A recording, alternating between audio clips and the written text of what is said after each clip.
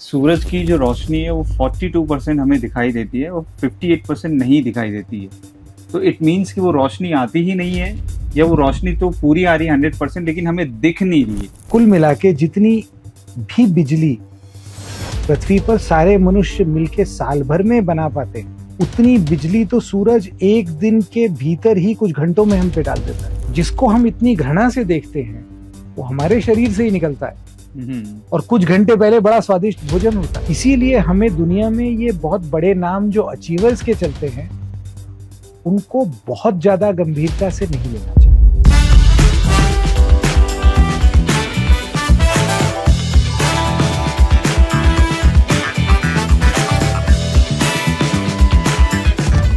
हमारा जो पी और पूप है उसको हमें सुखाकर फर्टिलाइज करना चाहिए। आज के टाइम में ये कितना रेलेवेंट है, थोड़ा सा क्वेश्चन है। सर ने मैंगो पर पूरी किताब लिख दी है, और जब मैं इनकी किताब एकता मोहन पढ़ रहा था तब गांधी जी के बारे में ऐसे अनछुए पहलू को जानने को मिला जो अब तक मैं नहीं समझा था या नहीं देखा था या नहीं सुना था। सर ने सालों से एक ट्रैवलिंग का अपना एक रूटीन बना के रखा है जिसमें वो देश दुनिया में भ्रमण करते हैं और छोटे से लेकर बड़े से बड़े लोग से मिलते हैं, उनके कल्चर के बारे में, प्रोफेशन के बारे में जानने की कोशिश करते हैं। ये उनकी रिसर्च का एक पार्ट है। एक्चुअली ज्ञान का भंडार है हमारे पास आज एक। वो जर्नलिस्ट हैं, एनवायरमेंटलिस्ट हैं, ऑथर हैं, फिलोसोफर हैं। मैं बात कर रहा हूँ सुभान जोशी सर की। So without any further do, let's start the conversation. Thank you so much sir. नमस्कार। नमस्कार।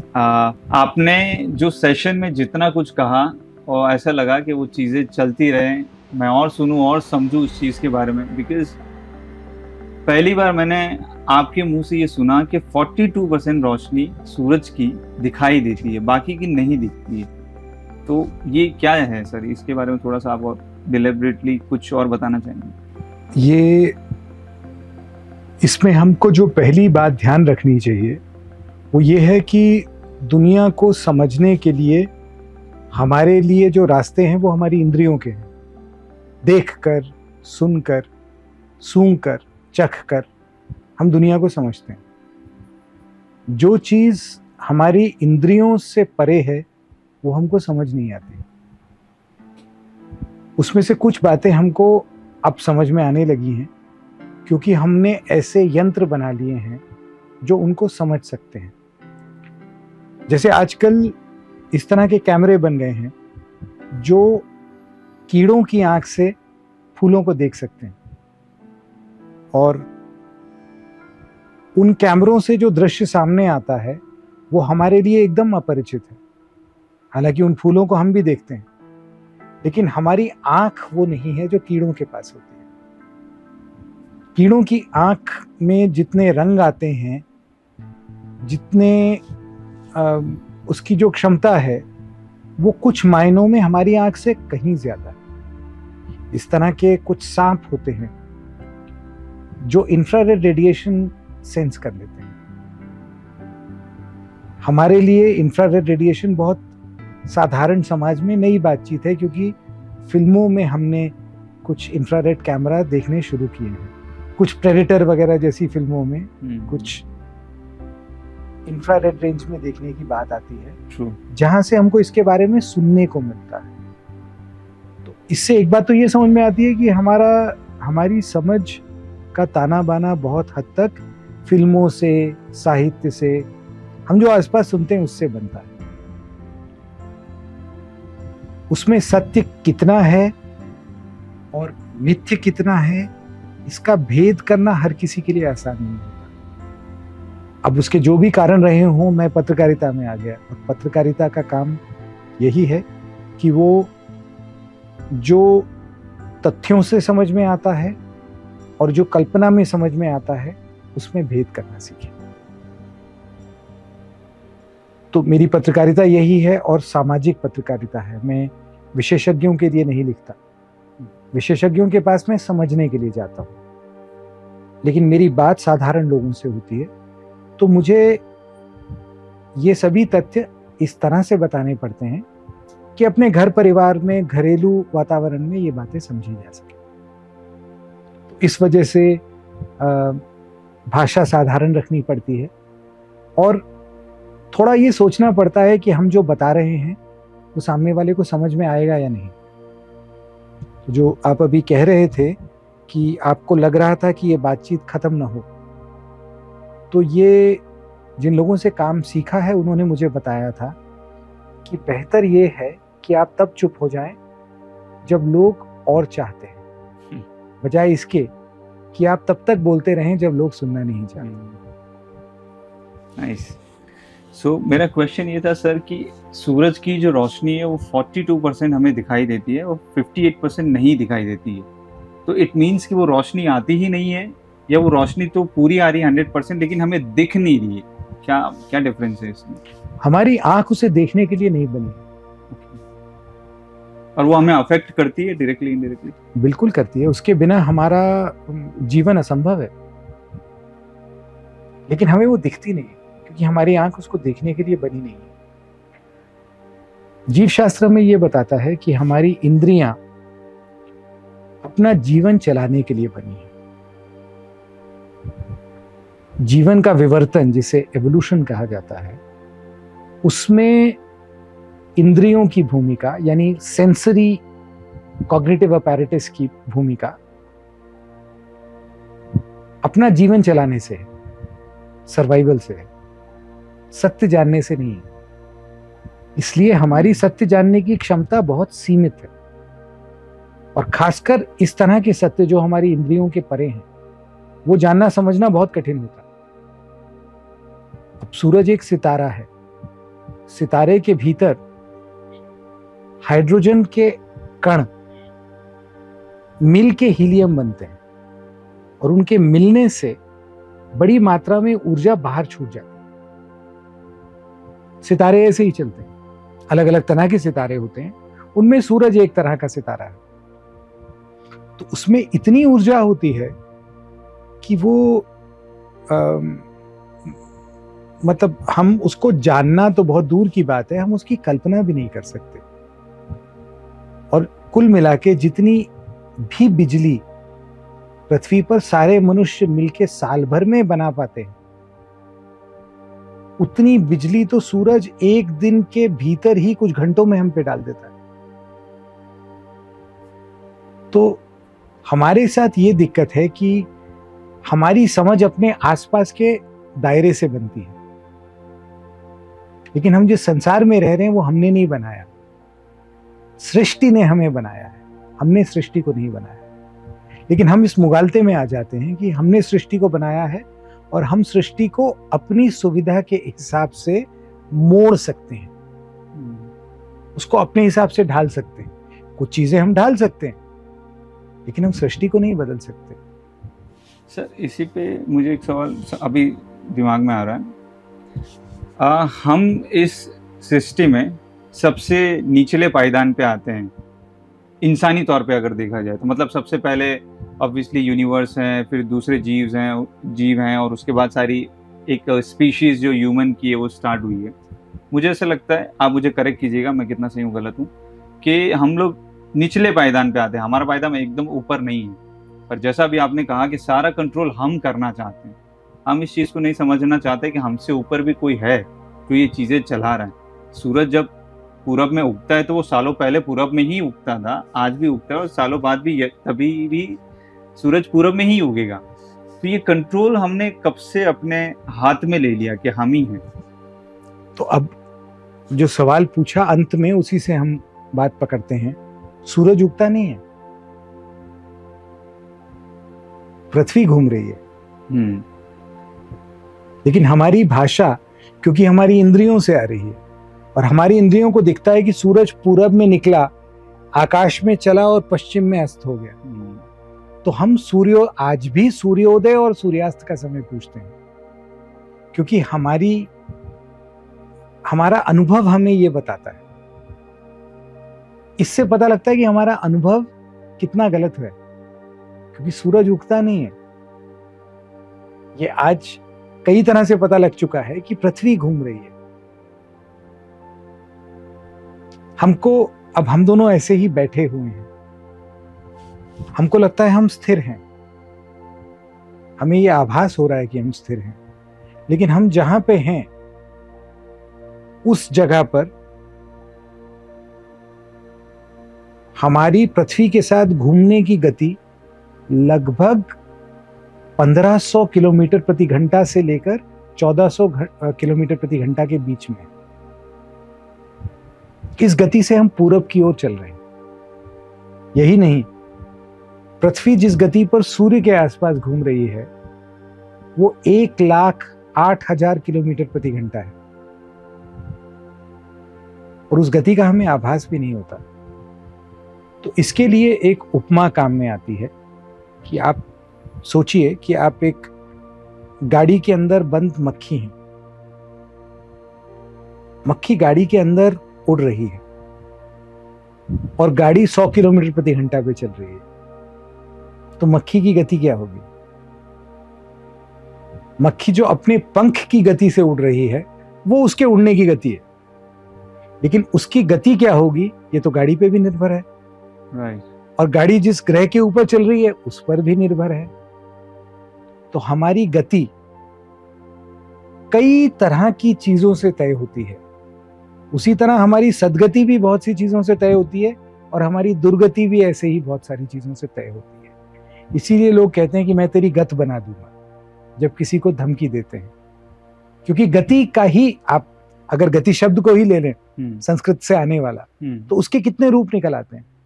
उसमें सद्गति है, वीर गति है, दुर्गति है, गत बनाना भी है। तो ये हमारे समय में ये और कठिन हो गया है। पहले के समय में लोग आसानी से ये कह देते थे कि मैं नहीं जानता।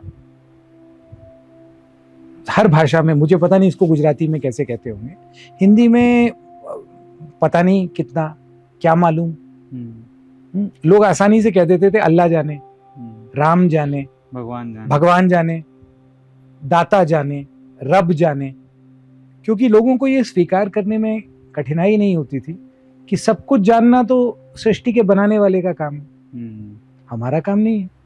हम तो वो जानते हैं जो हमारे खाते में आया है। लेकिन एक अंतर ये आ जाता है हमारे समय में कि आज हर व्यक्ति जिसके पास मोबाइल फोन है वो ये मानता है कि वो सब जानता है। और ये जो पहले अंग्रेजी में आई डोंट नो, हम लोगों की आदत चली गई है ये कहना कि मैं नहीं जानता। एक्सेप्टेंस लेवल कहीं ना कहीं कम होता जा रहा है या खत्म। हम लोग जो थोड़ा सा जानते हैं उसको बहुत ज्यादा समझ लेते हैं। मैं जो जानता हूं वो जो मुझे मेरे आसपास दिख रहा है, समझ में आ रहा है, जो थोड़ा पढ़ लिया वो समझ में आएगा।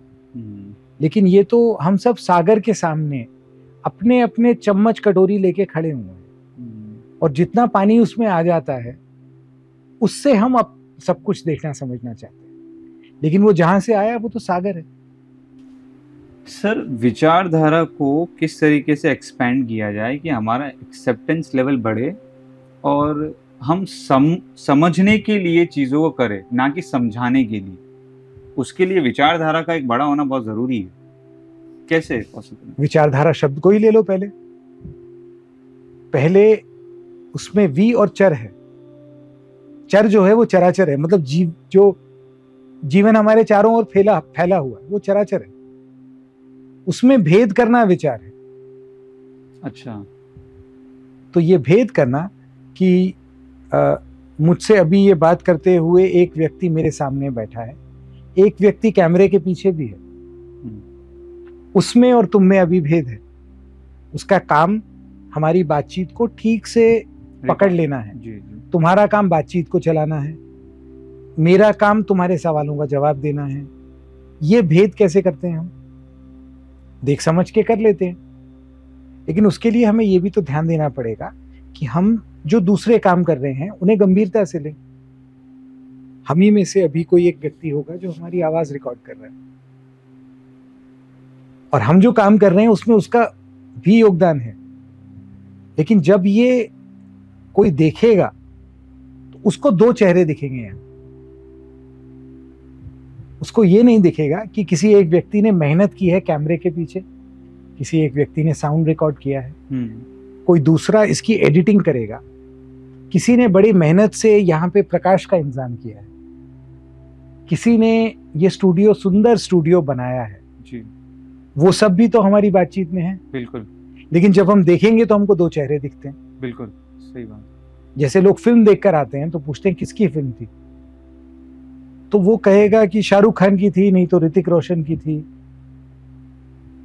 जबकि अभिनेता फिल्म में कठपुतली की तरह होते हैं। फिल्म की पटकथा किसी ने लिखी होती है, कोई उसका निर्देशक होता है, कोई सिनेमेटोग्राफर होता है, कोई लाइटिंग करता है। ऐसे बहुत से लोगों के मिलने से फिल्म बनती है। लेकिन हमारी सीमा ये होती है कि हम जो दो चेहरे दिखते हैं उनसे फिल्मों को जोड़ लेते हैं। तो हमको ये ध्यान रखना चाहिए कि हमें जो भी दिख रहा है उसके पीछे बहुत सारी चीजें हैं।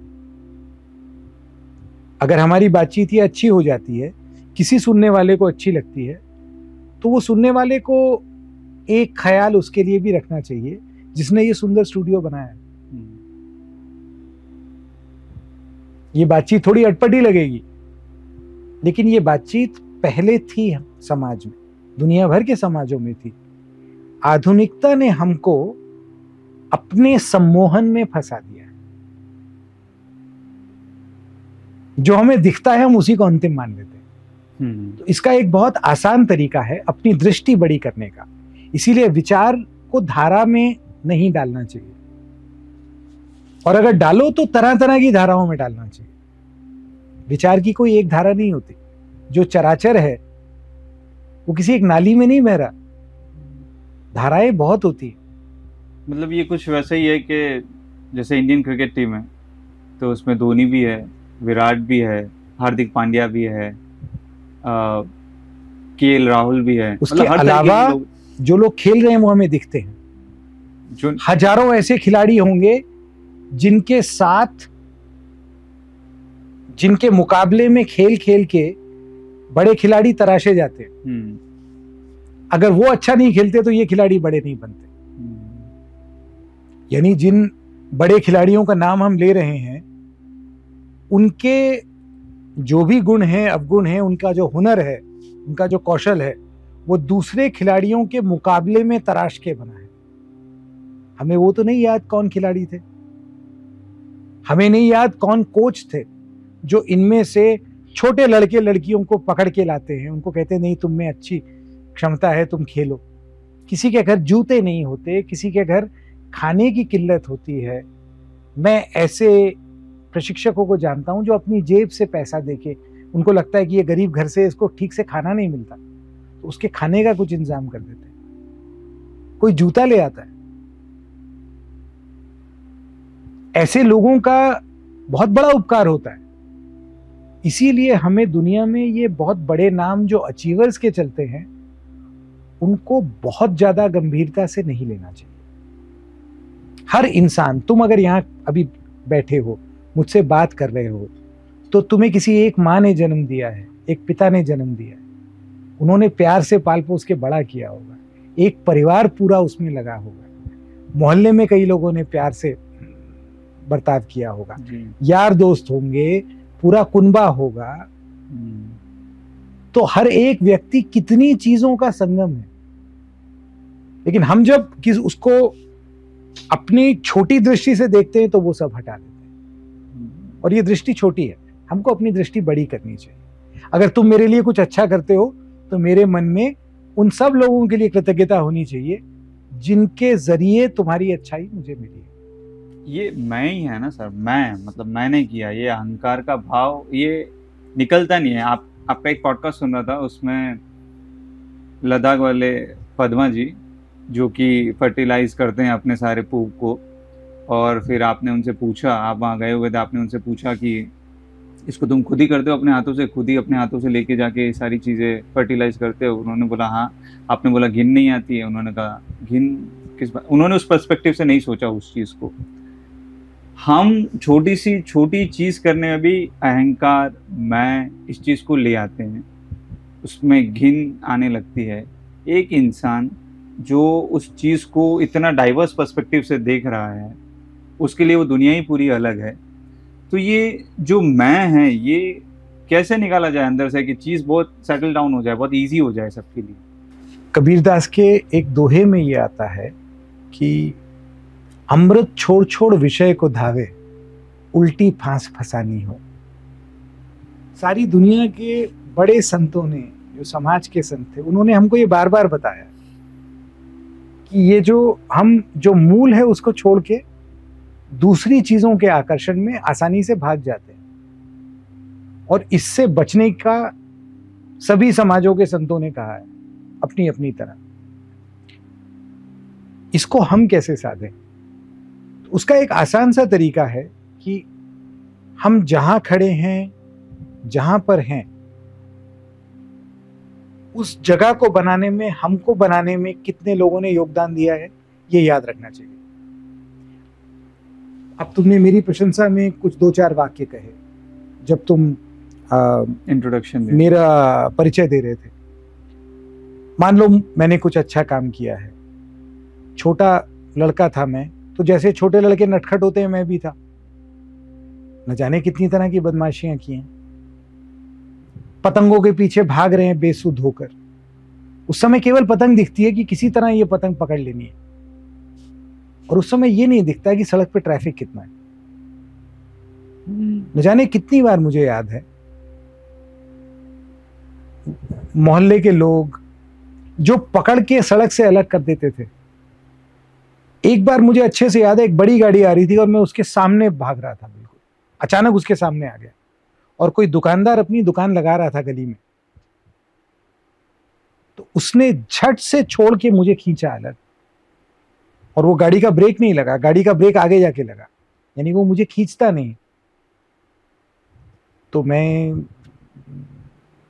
मेरे प्राण चले जाते। अब अगर मैं कुछ हासिल करता हूं तो इसमें उसका कितना हिस्सा है? बहुत बड़ा योगदान, सही है। और अगर मैं कुछ हासिल करता हूं तो मुझे ध्यान रखना चाहिए कि कितने लोगों से कुछ सीखने को मिला है, कितने लोगों ने प्यार से खिलाया है, कितने लोगों ने आनंद दिया है। तो वो आनंद हमको देना भी आना चाहिए। हर बार ये अवेयरनेस होना जरूरी है कि हाँ। आपके लिए कितने लोगों ने किया और कब किया है, किस सिचुएशन में किया है।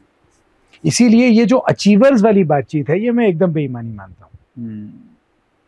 ये बिल्कुल गलत बात है। हम जो भी कर पाते हैं वो अपने से पहले किए हुए लोगों के काम पे कर पाते हैं, और हम जो कर रहे हैं वो अगर ठीक से करें तो हमारे बाद आने वाले लोग उसका उपयोग करके कुछ और अच्छा कर पाएंगे, उससे आगे बढ़ेंगे। जितना हमने कुछ और अच्छा, आगे बढ़ेंगे पीछे जाएंगे ये अपने को नहीं पता, लेकिन कुछ अच्छा कर सकेंगे, ऐसा हमें विश्वास करना चाहिए।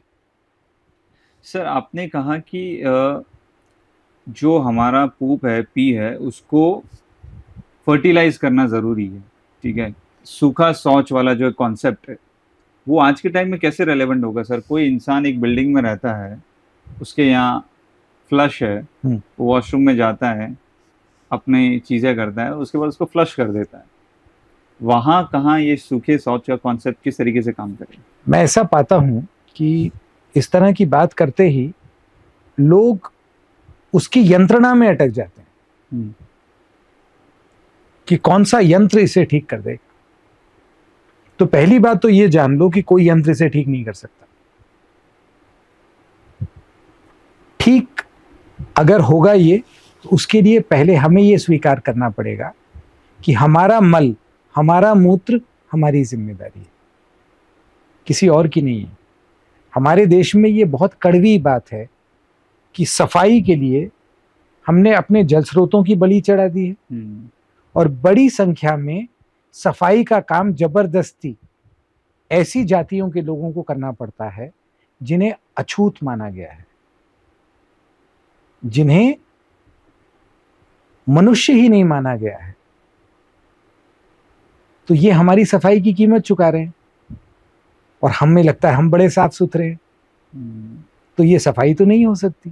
ये कैसे सफाई हो सकती है? हर साल हमारे देश में सीवर साफ करते हुए 20 लोगों की जान जाती है, 20 सफाई कर्मचारियों की। और वो सफाई कर्मचारी कुछ एक जातियों से आते हैं जिनको अछूत मान लिया गया, और हमारे ही लोग हैं, हमने ही उनको अपने से अलग कर दिया है।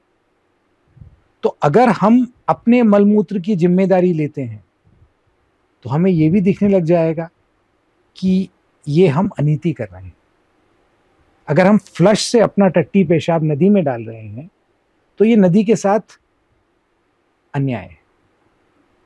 अब नदी तो आके हमसे कहेगी नहीं कि ये अन्याय है, लेकिन हम अपनी नाक कान खोल लें, उसकी दुर्गंध देख लें एक बार, और जिसको हम इतनी घृणा से देखते हैं वो हमारे शरीर से ही निकलता है और कुछ घंटे पहले बड़ा स्वादिष्ट भोजन होता है। तो हमने ये घृणा का सफाई शास्त्र बना लिया है, और तब तक हम साफ नहीं रह सकते जब तक हम इस घृणा को हटाएं ना। सफाई की बातचीत बहुत समय से घृणा के राजनीति शास्त्र में हो रही है, जिसमें जो हमारी तरह साफ नहीं है उसको हम नीची आंख से देखते हैं, उसको शर्मिंदा करते हैं। अपने लोगों से बात ऐसे करना अच्छा नहीं होता। तो हमको पहले जिम्मेदारी लेनी पड़ेगी कि हमारे मलमूत्र का ठीक उपचार हमारी जिम्मेदारी है। एक बार जिम्मेदारी ले ले तो फिर उसके 50 तरीके निकल आएंगे। उसमें अच्छे चलने वाले सूखे शौचालय हो सकते हैं, जिनको साफ करने के लिए हमको अपने लोगों को अछूत ना बनाना पड़े। उसमें आप पानी से बहा के उस पानी को इकट्ठा करके उसका उपचार कर सकते हैं। करने को तो 20 तरीके निकल आएंगे, यंत्र 50 तरह के निकल आएंगे, लेकिन पहले हमारी नीयत तो साफ हो। पहले हम सच को स्वीकार तो करें कि हमने अपने लोगों को अछूत बना दिया है। अब जहां कहीं इसकी बात हो तो लोग इसको राजनीतिक सिद्धांत से देखते हैं। सारा समय इस पे जाता है कि ये शुरू कैसे हुआ, ये इनसे शुरू हुआ या उनसे शुरू हुआ। और इस तरह की बातचीत से होता यह है कि हम किसी एक भूतपूर्व की किसी चीज पे ठीकरा फोड़ना चाहते हैं, अटके हुए रहते हैं। किसी ने उसका जो भी कारण रहा हो, आज उसको रोकने से हमको किसने रोका है? हम खुद क्यों नहीं कर सकते? ये उसके कारण रहे होंगे, जो भी पहले रहे होंगे, आज तो रोक सकते हैं। आज क्यों नहीं रोकते हैं? हमारी सफाई अपने लोगों की बलि चढ़ा के ही क्यों होती है? हमारी सफाई अपने नदी तालाबों को दूषित करके, अपने टट्टी पेशाब से भर के क्यों होती है? सर ये सेम कॉन्सेप्ट वेस्टर्न कंट्रीज में भी, अदर कंट्रीज में भी है, जो डेवलप्ड कंट्रीज है। हमारे यहाँ आधुनिक सीवर तो यूरोप से ही आए हैं। तो सर वो इतने डेवलप्ड कैसे हैं फिर, जब वो इतने डेवलप नहीं है। लंदन में एक नदी बहती है टेम्स, जो कोई हमारे यहाँ की हिमालय से आने वाली नदियों जितनी बड़ी नहीं है, छोटी नदी है। टेम्स में आज भी लंदन मैला पानी बिना साफ किए डालता है। पेरिस की सेन नदी में ये होता है। न्यूयॉर्क के सीवर ऐसे हैं कि वहां जब ज्यादा बारिश हो जाए तो मैला पानी बिना उपचार के हडसन में चला जाता है, समुद्र में चला जाता है। इसका कोई ठीक उपचार दुनिया में किसी के पास नहीं। मैंने बहुत महंगे मैला पानी साफ करने के कारखाने वॉशिंगटन डीसी में देखे हैं भीतर से। आधुनिक सीवर सबसे पहला जो बना है वो 1842 में हानोवर नाम का एक नगर है जर्मनी में, जो जल गया था। तो उसकी जब 1842 में फिर से रचना शुरू हुई तो वहां सीवर सिस्टम एक छोटा सा बना, और पहला बड़ा आधुनिक सीवर बना है लंदन में 1860 के दशक में। यानी इसका इतिहास कितना है। और हमें उसकी चिंता इसलिए नहीं होती क्योंकि वो समस्या हमारी आंखों से हटा देता है। हमारे शौचालय चकाचक साफ रहते हैं, हमारी नदी की जो हालत है उससे हमारा कोई वास्ता नहीं है। सर डेवलपमेंट की बात कर रहे थे हम लोग सेशन में। आपने कहा कि जितनी सुख सुविधाओं के पीछे ज़्यादा भागेंगे हम, चीज़ों को रेज करने के बारे में, उस चीज़ में हम ज़्यादा दुखी होंगे। डेवलपमेंट उसको हम मान लेंगे अल्टीमेटली, जबकि वो डेवलपमेंट है नहीं। एक ह्यूमन का डेवलपमेंट ये है कि वो सर्वाइव करे अच्छी तरीके से। ये आज के टाइम में यूथ कैसे क्लियर कर पाएगा इस चीज को अपने माइंड में कि सर्वाइव करना ही एक्चुअल डेवलपमेंट है? तुमने पूछा इसको व्यवहार में कैसे लाना है, तो मैं इसके कारणों में नहीं जाऊंगा। व्यवहार में लाने के कुछ बुनियादी तरीके हैं। एक तो हमें ये याद रखना चाहिए कि हमें सबसे ज्यादा सुख और आनंद कब आता है। हमें सबसे ज्यादा सुख और आनंद तब आता है जब हम अपने प्रियजनों के साथ कुछ ऐसा करते हैं जो जिसमें रस हो जी। साथ बैठ के कुछ अच्छी बात करें, कोई कहानी देखें, चाहे फिल्म देखें, चाहे संगीत सुने, साथ बैठ के भोजन करें। तो मेरा ऐसा सुझाव है तुम्हारी उम्र के लोगों के लिए कि वो एक प्रयोग करके देखें। उनको जो खाना पीना पसंद है वो सब मंगवा के एक कमरे में रख लें और अकेले रहें और देखें कितनी देर तक उन्हें वो अच्छा लगता है। क्योंकि हम जिस तरह से बने हैं, जो हमारी रचना है, उसमें हमें ज्यादा आनंद कुछ साधारण चीज अपने प्रियजनों के साथ खाएंगे तो ज्यादा मजा आता है। बिल्कुल। तो उसमें समझ में ये आता है कि वो जो आनंद है उसका एक हिस्सा भोजन से या संगीत से या फिल्मों से आता है, लेकिन उसका बड़ा हिस्सा साथ रहने से आता है। हमारा सुख दूसरों के सुख से जुड़ा हुआ है। हमें आनंद तब आता है जब साथ में दूसरे लोग आनंदित होते हैं।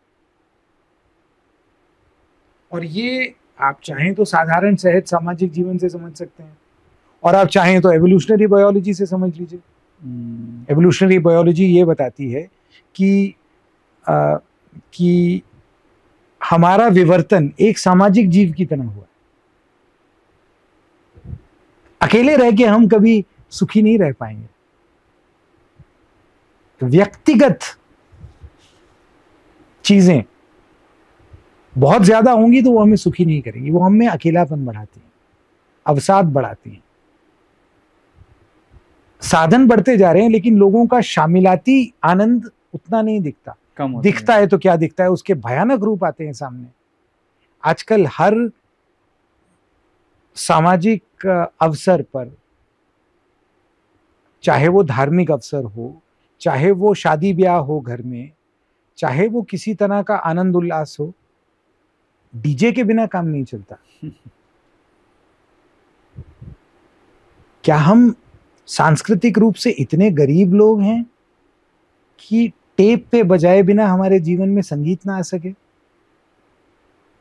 क्या हम इतने गरीब हैं कि दरवाजों को कांपने वाले संगीत के बिना हमें आनंद ही नहीं आता? ये संगीत नहीं है, ये शोर है। तो इसमें पहली बात ये याद रखना है। दूसरी बात, हम लोगों ने शहर और गांव चिड़ियाघर जैसे बना लिए हैं, और जीव शास्त्र ये बताता है कि चिड़ियाघर में रहने वाले पशु पक्षी सुखी नहीं होते, बहुत महंगे होते हैं, उन पे पैसा बहुत खर्च होता है, उनको स्वस्थ रखने में बहुत लोग लगते हैं, उन लोगों का प्रशिक्षण करना पड़ता है, बड़े बड़े चिड़ियाघर में इंतजाम करने पड़ते हैं। उसके बावजूद चिड़ियाघर में जीव सुखी नहीं रहते। और जंगल में रहने वाले जीव, चाहे उनको खाना पीना कम मिले, ज्यादा सुखी दिखते हैं। तो हमने अपना जीवन चिड़ियाघर जैसा बना लिया है।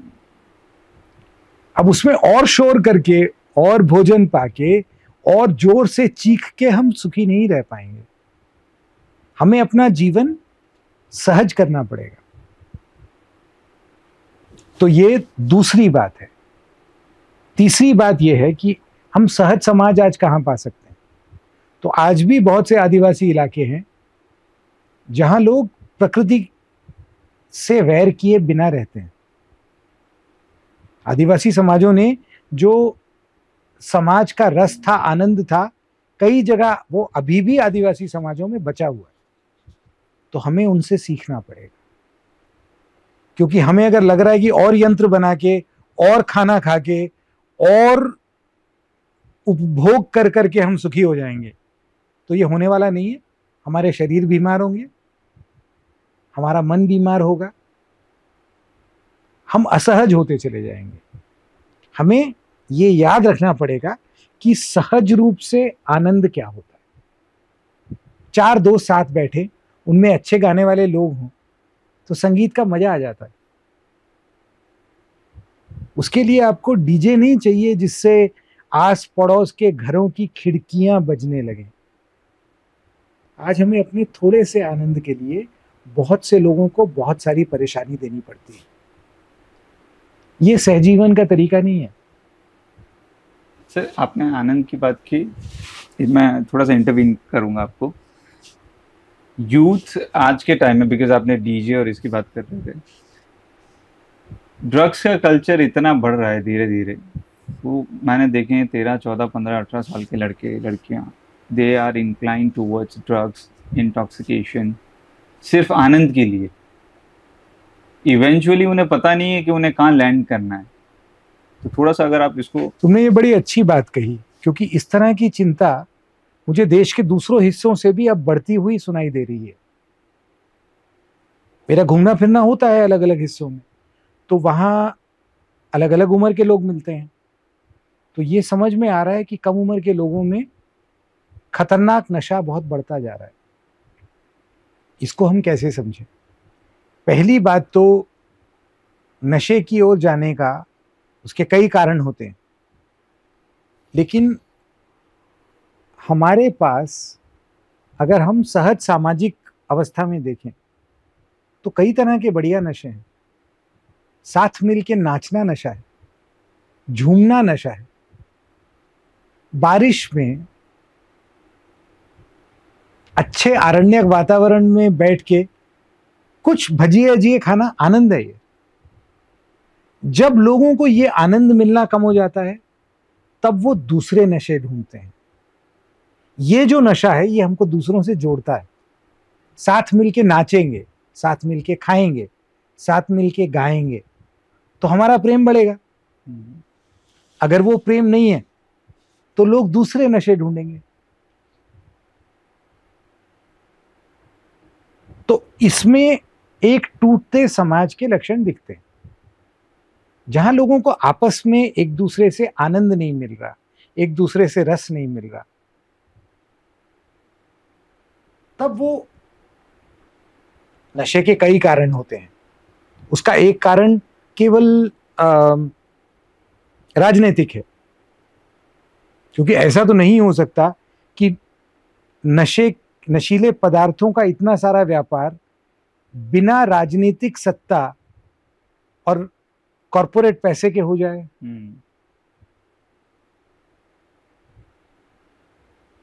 तो ये हमें, उसके कई आयाम हैं।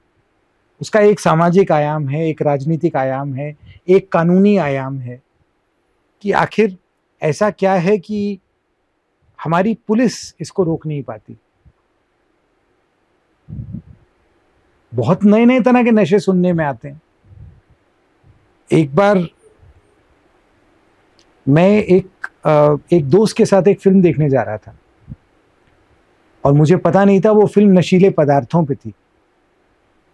कैसे नशे से परिवार टूटते हैं, इस पे वो फिल्म थी। और किसी कारण से वो मित्र फिल्म देखने भीतर नहीं आ पाई, उसको बाहर से अपने किसी काम के लिए जाना पड़ा। तो उसने अपना टिकट वहां एक बच्चे को दे दिया और उसने मुझसे कहा कि इसको अंदर लेके जाना अपने साथ।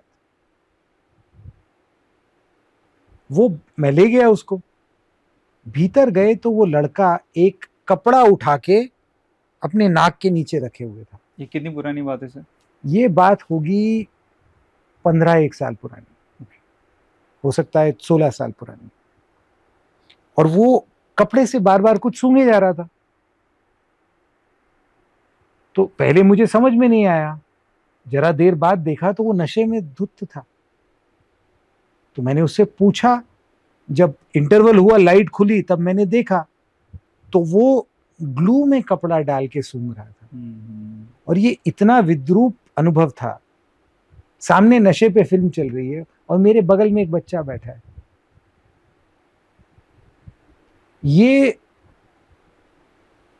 हमको इस तरह की समस्याओं को नए सिरे से सोचना पड़ेगा। हम ये स्वीकार ही नहीं करना चाहते। पहली बात तो जिन परिवारों में लड़के लड़कियां नशे में फंस जाते हैं वो परिवार स्वीकार नहीं करना चाहते। उनको ये ज्यादा चिंता होती है कि हमारी इज्जत क्या होगी समाज में। ये नहीं होती कि हमारे बच्चों से हमारा संबंध टूट गया है। सोसाइटल प्रेशर में दब के रह जाते हैं बजाय तो उसको दबाने की कोशिश करते हैं, बजाय इसके कि अपने बच्चों से अच्छे से बात करें। अगर संबंध ठीक हो तो ऐसा नहीं है कि हम सब समस्याओं से हमेशा बच सकते, लेकिन अगर घर परिवार के समाज के संबंध अच्छे हों तो उन समस्याओं से जूझने के तरीके बेहतर निकल आते हैं। उसकी कीमत इतनी भारी नहीं होती जितनी आज हमारे आसपास दिखती। पुराने टाइम में ये कहा जाता था कि आप जॉइंट फैमिली में रहें, कई बार अगर आप पे प्रॉब्लम भी आ जाएगी, ज़रूरी नहीं है कि वो प्रॉब्लम का सोल्यूशन उस वक्त मिले, बट अगर आप साथ में हैं किसी के तो कुछ हद तक आप उससे डील कर पाएं। संयुक्त परिवार इसका एक तरीका है, कई तरीके हो सकते हैं। संयुक्त परिवार एक तरीका है जो आसानी से हमको याद आ जाता है, पर वो एकमात्र तरीका वही नहीं है। बात यह है कि हमको सहजीवन चाहिए। हम अकेले नहीं बने, हम दूसरों के साथ रहने के लिए बने। हमको आनंद तभी आता है जब हम साथ में हों, साथ में कुछ बढ़िया करें तब मजा आता है।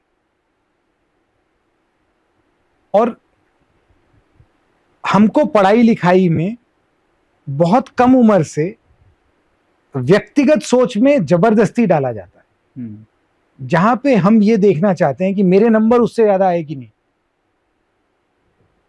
ये सुखी रहने का तरीका नहीं है। उससे ज्यादा नंबर आ गए आपके तो क्या आप बड़े खलीफा हो गए? हमको जिन चीजों ने बनाया वो बहुत बड़ी हैं और बहुत अनगिनत कसौटियां हैं जिन पर हम कस के अपने आप को देख सकते हैं। तो उसमें एक एग्जाम में कितने नंबर आए ये एकमात्र कसौटी बन गई है। पढ़ाई का दबाव इतना बढ़ गया है, मेरे लिए कल्पना करना मुश्किल है कि स्कूल के बच्चे आजकल आत्महत्या कर रहे हैं। जी, ये केसेस बहुत बढ़ गए हैं। हाँ, जो लोग सालों की मेहनत से आईआईटी में पहुंचते हैं, कितने वाकये सुनने को मिल रहे हैं। जी। तो ये बताता है कि हमने सफलता के सम्मोहन में आनंद छोड़ दिया और हम जिस समय में हैं वो विकास के अंधविश्वास में चलता है। ये अंधविश्वास है कि विकास से हम सब कुछ ठीक कर लेंगे।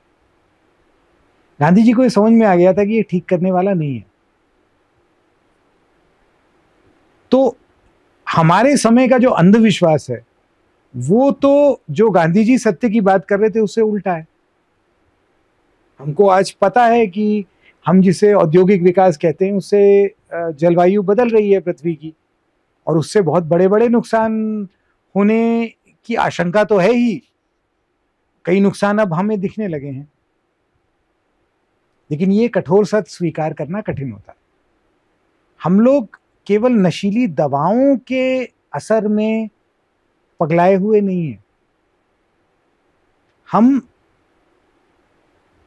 औद्योगिक यंत्रों के पागलपन में भी बौरा गए।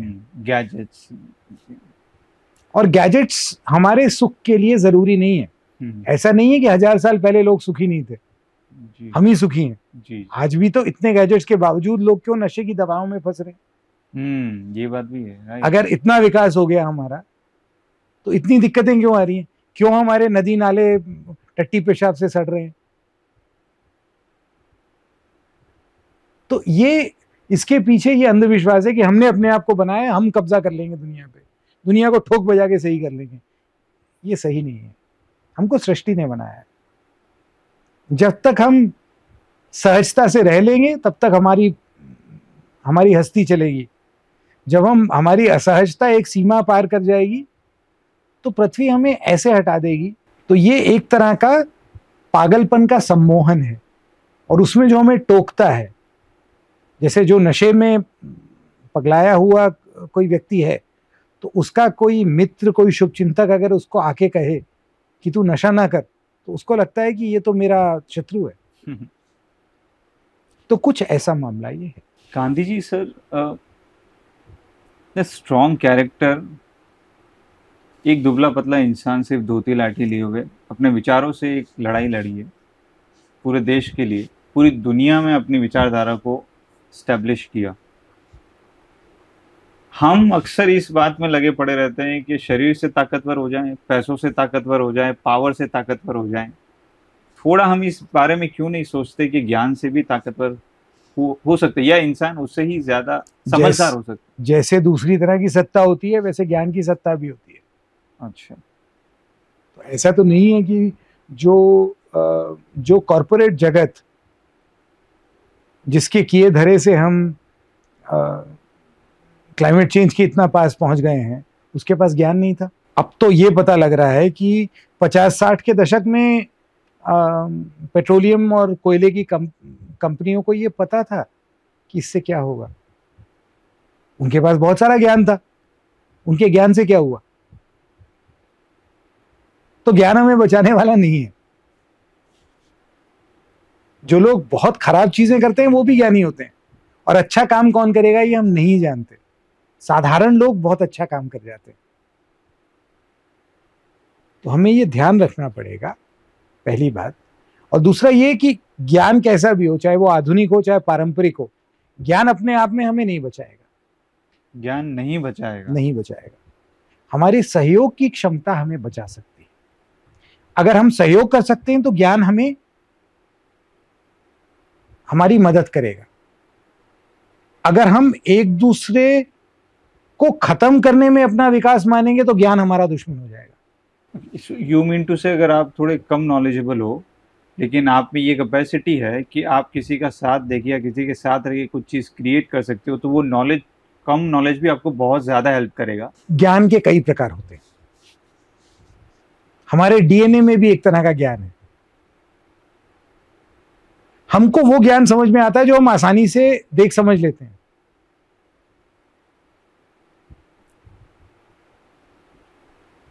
हमारे समय में जैसे सबसे बड़ा अंधविश्वास विकास है, वैसे सबसे बड़ा आतंक ज्ञान का है।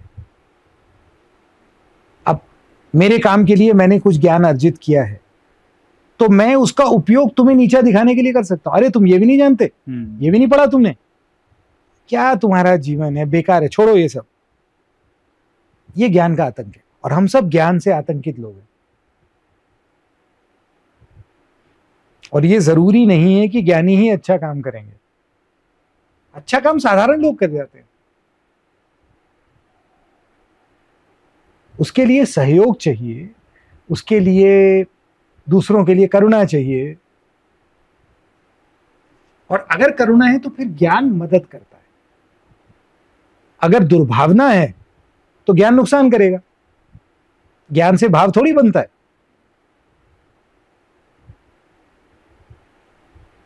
तो हमें ये थोड़ा अपने आप को सचेत रखना पड़ेगा कि हम अपनी विनम्रता का ध्यान रखें, अपने आप को दूसरों से बहुत अलग ना माने, बड़ा ना माने, छोटा ना माने। छोटा भी नहीं मानना, बड़ा भी नहीं मानना, छोटा भी नहीं मानना। हम सब एक बहुत बड़ी चीज का हिस्सा है।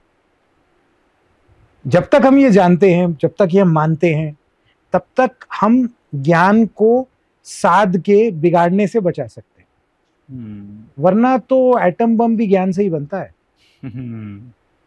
राइट सर, जैसे मार्स है, अभी जितना चेंजेस हो रहा है अभी क्लाइमेट में, आफ्टर अ वाइल हो सकता है कि अर्थ ना रहे, हो सकता है वो किसी तरीके का एक और तारा बन जाए, या कुछ भी जो भी हो जाए।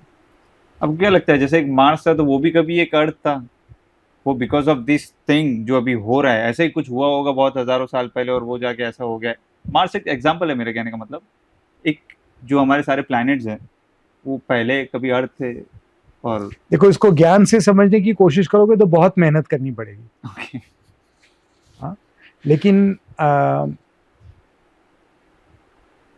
2 ग्रहों पर जीवन होने की गुंजाइश लगती है। उनमें एक है मंगल और दूसरा है शुक्र, और ये दोनों पृथ्वी के एक एक तरफ हैं। इन चीजों में महत्व इसका होता है, जीवन के लिए जो परिस्थिति चाहिए उसमें ये बात है कि आपके तारे से आप कितना दूर हैं। अगर बहुत पास हैं तो भी नहीं होगा, बहुत दूर हैं तो भी नहीं होगा। तारा तो सूरज। एक हमारा तारा सूरज है। फिर उसमें यह है कि जीवन की जो बुनियादी जरूरतें होती हैं वो वहां पे हैं या नहीं, तो ये हम बहुत अच्छे से जानते नहीं। कुछ कुछ अंदाजे हैं, लेकिन वो इतने जटिल हैं कि उनको समझने में बहुत मेहनत करनी पड़ती है। और वो इस तरह की बातचीत में अगर पिटारा खोलेंगे अपन, तो शायद थोड़ी देर में तुम भी उबने लगोगे और तुम्हारे सुनने वाले भी उबने लगेंगे। इसलिए बातचीत वहां पूरी कर देनी चाहिए जहां सुनने वाले को लगे कि थोड़ा और होता तो अच्छा रहता। Last but not the least sir, आपने पूरी एक किताब मैंगो के ऊपर लिखी है। मैंगो का नाम आता है तो मुंह में पानी आता है।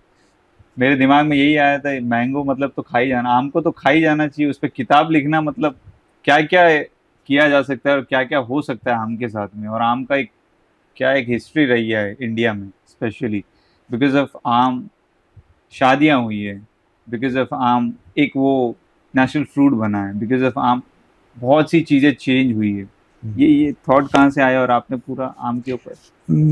मेरा इसीलिए बहुत कोई ये मेरा थॉट नहीं है, मैं खेती पे रिपोर्टिंग करता रहा हूँ पहले। ओके। और कुछ साल पहले मैंने एक लेख लिखा था, वो लेख कुछ पसंद किया गया, तो एक प्रकाशक ने आके मुझसे संपर्क किया और कहा कि इस दृष्टि से किताब तैयार करो।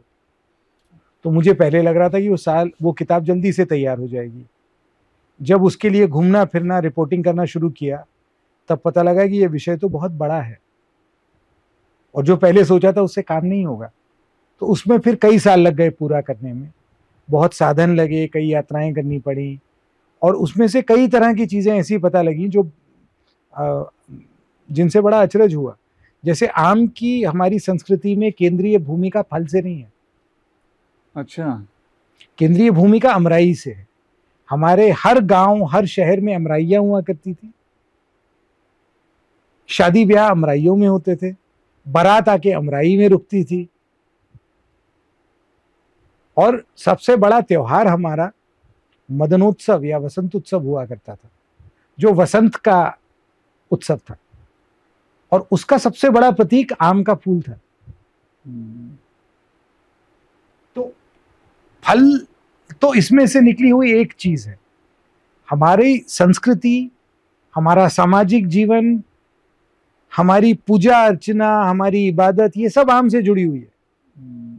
इसलिए उसमें इतना समय लगा उसे तैयार करने में, और वो जानकारी जोड़ने में, और फिर उसे लिखने में।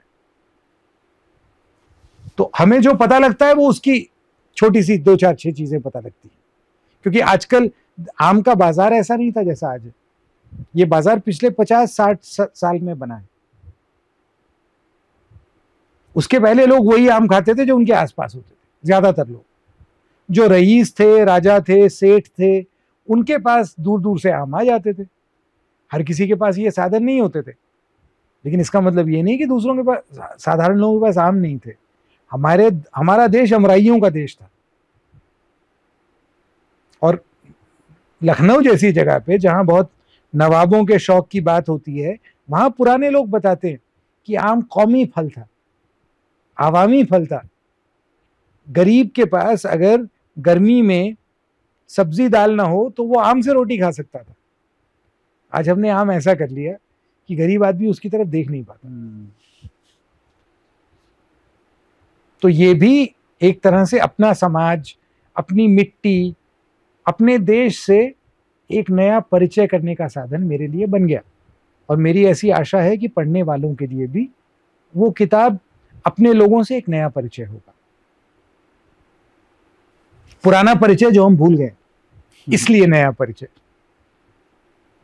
सर, हमारी कंट्री, हमारा जो देश है, वो सबसे पुराना है इस पूरी पृथ्वी पे, ऐसा माना जाता है।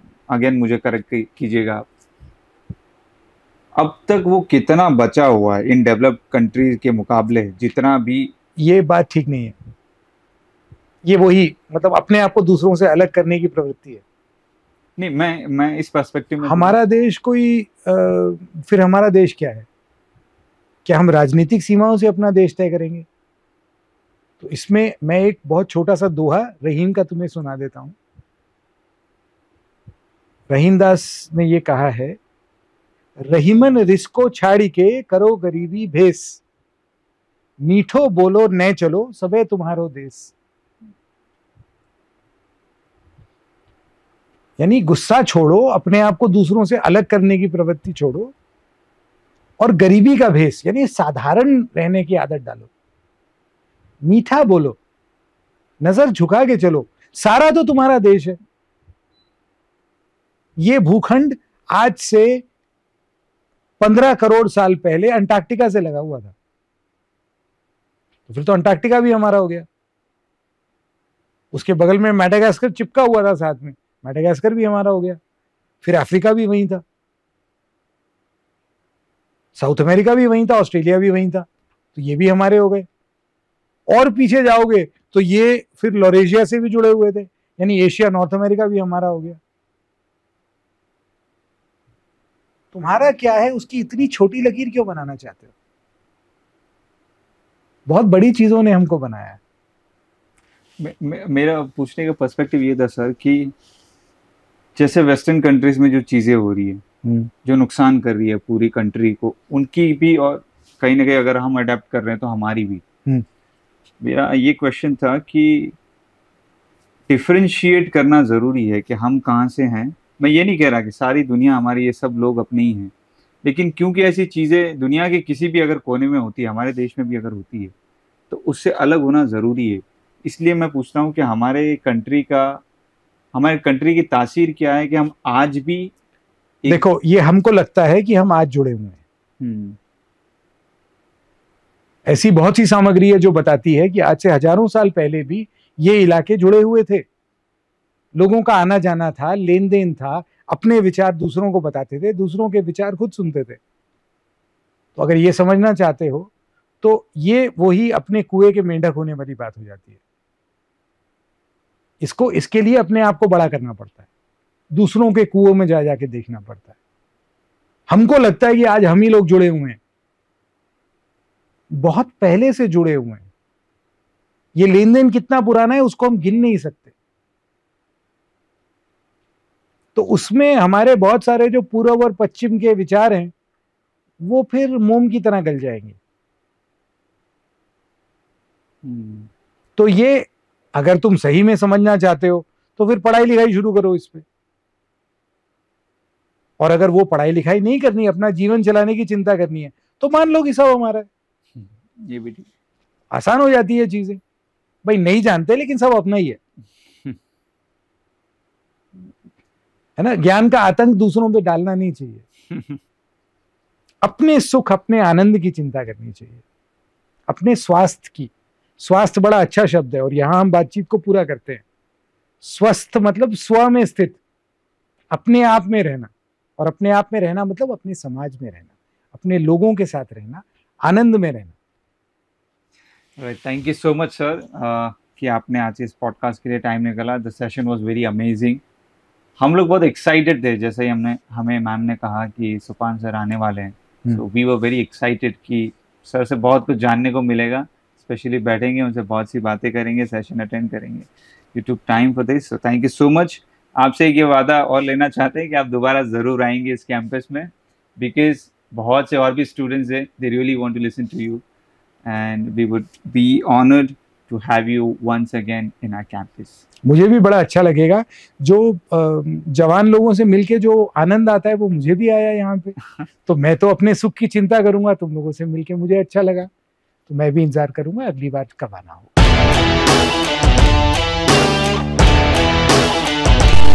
ग्रीन एनर्जी रेवोल्यूशन या इम्प्रूव्ड एफिशिएंसी इन फॉसिल फ्यूल, दोनों में से क्या? दोनों नहीं। तो फिर हमको ये नए सिरे से सोचना पड़ेगा। Alright, immediate drastic climate policies या gradual incremental changes? Gradual incremental changes. Technology driven solutions या ट्रेडिशनल नेचर बेस्ड सॉल्यूशंस? दोनों नहीं काम करेंगे, लेकिन हमको पहले विचार में ठीक करना पड़ेगा। ये यांत्रिकी की समस्या नहीं है, रवैये की समस्या है। अपना रवैया ठीक करें तो हर चीज ठीक मिल जाएगी। लोकल फार्मिंग प्रैक्टिसेस या large scale industrial agriculture for a sustainable future. Local. Climate change, global collaboration या national self sufficiency. Global collaboration. Individual actions, carbon footprint reduces या systematic policy changes. Systematic policy changes. Urban planning for climate resilience या rural development to combat climate impact. Both. Thank you so much once again. Thanks for your time. नमस्कार।